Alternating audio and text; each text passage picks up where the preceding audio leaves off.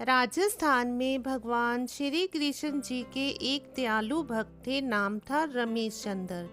उनकी दवाइयों की दुकान थी। उनकी दुकान में भगवान श्री कृष्ण जी की एक छोटी सी तस्वीर एक कोने में लगी थी। वे जब दुकान खोलते साफ सफाई के उपरांत हाथ धोकर नित्य भगवान जी की तस्वीर को साफ किया करते और बड़ी श्रद्धा से धूप इत्यादि दिखाते। उनका एक पुत्र भी था राकेश, जो अपनी पढ़ाई पूरी करके उनके ही साथ दुकान पर बैठा करता था। वह भी अपने पिता को ये सब करते हुए देखता। चूंकि वह नए जमाने का पढ़ा लिखा नव युवक था, लिहाजा अपने पिता को समझाता, भगवान वगैरह कुछ नहीं होते, सब मन का वहम है। शास्त्र कहते हैं कि सूर्य अपने रथ पर ब्रह्मांड का चक्कर लगाता है, जबकि विज्ञान ने सिद्ध कर दिया कि पृथ्वी सूर्य का चक्कर लगाती है। इस तरह से रोज विज्ञान के नए नए उदाहरण देता, यह बताने के लिए कि ईश्वर नहीं है। पिता उसको स्नेह भरी दृष्टि से देखते और मुस्कुराकर रह जाते। वो इस विषय पर तर्क वितर्क नहीं करना चाहते थे। समय बीतता गया, पिता बूढ़े हो गए थे। शायद वे जान गए थे कि अब उनका अंत समय निकट ही आ गया है। अतः एक दिन अपने बेटे से कहा, बेटा तुम ईश्वर को मानो या मत मानो, मेरे लिए यही बहुत है कि तुम एक मेहनती, दयालु और सच्चे इंसान हो। क्या तुम मेरा एक कहना मानोगे? बेटे ने कहा, कहिए।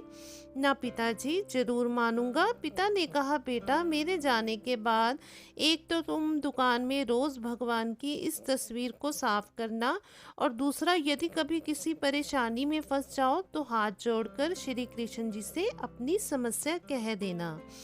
बस मेरा इतना कहना मान लेना। बेटे ने स्वीकृति दे दी। कुछ ही दिनों के बाद पिता का देहांत हो गया। समय गुजरता रहा। एक दिन बहुत तेज बारिश पड़ रही थी। राकेश दुकान में दिन भर बैठा रहा और ग्राहकी भी कम हुई। ऊपर से बिजली भी बहुत परेशान कर रही थी।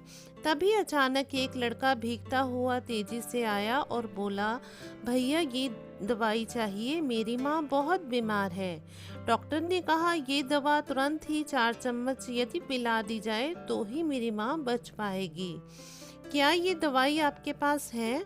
राकेश ने पर्ची देखकर तुरंत कहा, हाँ ये है। लड़का बहुत खुश हुआ और कुछ ही समय के लेन देन के उपरांत दवाई लेकर चला गया। परंतु ये क्या, लड़के के जाने के थोड़ी ही देर बाद राकेश ने जैसे ही काउंटर पर निगाह मारी तो पसीने के मारे उसका बुरा हाल था, क्योंकि अभी थोड़ी देर पहले ही एक ग्राहक चूहे मारने की दवाई की शीशी वापस करके गया था। राकेश ने शीशी काउंटर पर ही रखी रहने दी कि लाइट आने पर वापस सही जगह पर रख देगा।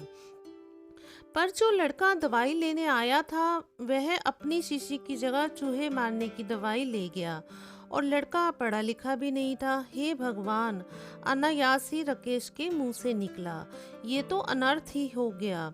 तभी उसे अपने पिता की बात याद आई और वह तुरंत हाथ जोड़कर भगवान श्री कृष्ण जी की तस्वीर के आगे दुखी मन से प्रार्थना करने लगा कि हे प्रभु, पिताजी कहते थे कि आप हैं, आप सचमुच हैं, तो आज ये अनहोनी होने से बचा लो।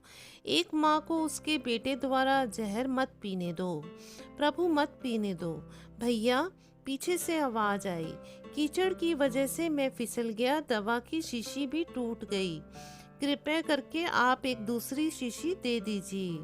भगवान की मनमोहक मुस्कान से भरी तस्वीर को देखकर राकेश की आंखों से झरझर आंसू बह निकले।